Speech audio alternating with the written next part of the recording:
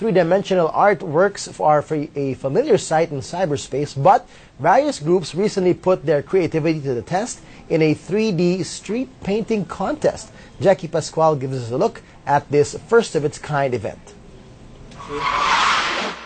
Amazing artworks, amazing visual experience. This is the Avida Towers 3D street painting contest. Several schools and groups, both professional and amateurs, joined the competition, the first of its kind in the Philippines.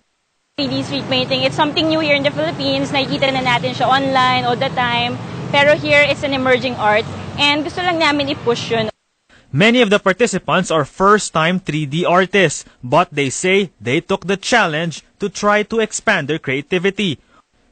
The group Guhit Sudlungan from PUP Manila was declared the champion. The group says it is their first time to paint in 3D and they just watch YouTube videos to learn the techniques.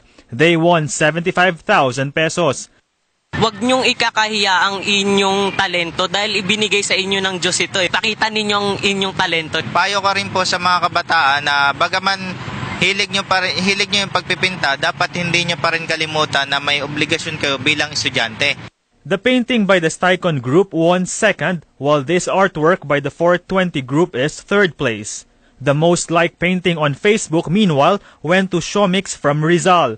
They also have these advices to the Filipino youth. Kung gusto nila maging artist, kailangan maging porsigido sila sa ginagawa nila, tsaka wag susuko kasi yun ang pinakaano ng artist. Keep on practicing. Kailangan po yan ng isang artist. Tsaka maging matyaga. At tsaka yung presensya niya, maganda. The 3D street art is located along EDSA Corner Reliance Street, Mandaluyong. You've probably seen 3D street art only in your email or other websites. But with the superb talent of Filipinos, it is no surprise that this art will grow one brushstroke at a time.